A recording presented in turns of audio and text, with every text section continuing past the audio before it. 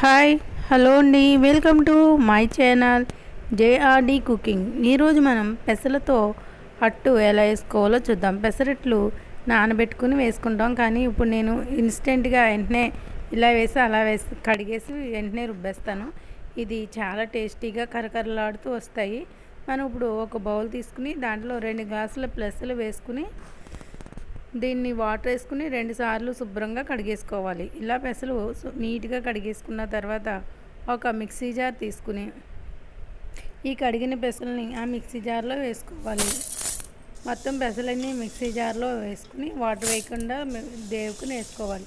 ఇలా వేసుకున్న తర్వాత దీంట్లో 4 పచ్చిమిరపకాయ ముక్కలు, 4 చిన్న అల్లం ముక్కలు చిన్నగా కట్ చేసుకుని వేసుకుంటే మంచి టేస్ట్ వస్తుంది. ఈ పిండి రుబ్బేటప్పుడే దీంట్లో ఉప్పు, ఈ పిండికి సరిపడగా ఉప్పు, కొంచెం వాటర్ వేసి మెత్తగా పేస్ట్ అయ్యేలా గ్రైండ్ చేసుకుందాం. ఇప్పుడు మిక్సీ జార్కి మూత పెట్టుకుని మనం ఈ 3 పెసల్ని గ్రైండ్ చేసుకుందాం. చూడండి, పిండి బాగా మెత్తగా రుబ్బుకోకూడదు, కొంచెం బరగ్గా రుబ్బుకుంటే మనకి పెసరట్టు కరకరలాడుతూ చాలా టేస్టీగా వస్తుంది. ఇది నలిగింది కదా, ఇది వేరే గిన్నెలోకి తీసుకుందాం. దీంట్లో ఉప్పు అది సరిపోకపోతే చూసుకుని మళ్ళీ వేసుకోవచ్చు. కొద్దిగా వాటర్ కూడా వేసుకుని కలుపుకుందాం.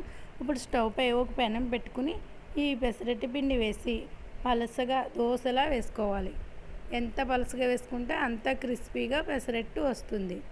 ఇలా మొత్తం వేసుకున్న తర్వాత మనం ముందుగానే సన్నగా కట్ చేసుకుని ఉల్లిపాయ ముక్కలు, పచ్చిమిరపకాయ ముక్కలు, అల్లం ముక్కలు తీసుకుని ఈ పెసరట్టుపై వేసుకోవాలి.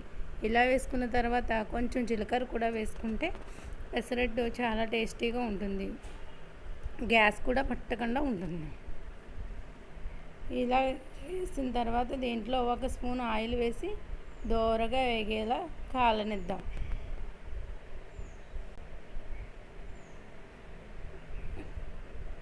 పెసరట్టు ఎక్కువ ఆయిల్ వేసుకుంటే బాగుంటుంది, కానీ ఆరోగ్యానికి అంత మంచిది కాదు కదా, అందుకనే 1 స్పూన్ ఆయిల్ వేసుకుంటే సరిపోతుంది.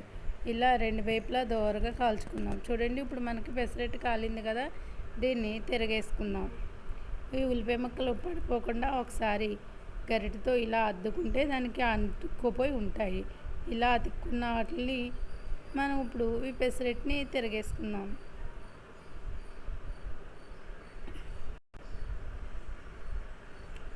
చూడండి, ఎర్రగా కాలింది కదా పెసరట్టు.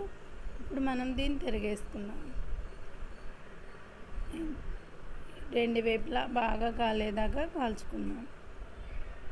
ఈ కాలిన పెసరట్టుని వేరే ప్లేట్లో తీసుకుని మిగతా పెసరట్లు కూడా ఇలా వేసుకుందాం.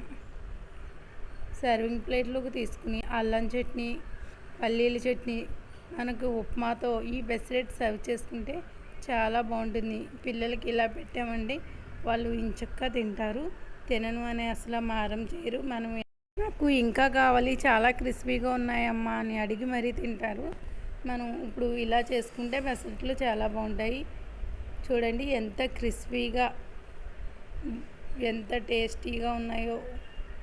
ఇలా కొంచెం ఉప్మా, కొంచెం చట్నీ ముంచుకుని తింటే చాలా చాలా బాగుంటాయి. ఈ వీడియో కనుక మీకు నచ్చినట్టయితే లైక్ చేయండి, షేర్ చేయండి, సబ్స్క్రైబ్ చేయండి.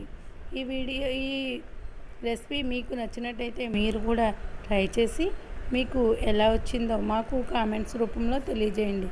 మరిన్ని వీడియోల కోసం మా ఛానల్ని సబ్స్క్రైబ్ చేసుకుని మీ సపోర్ట్ మాకు ఇవ్వండి.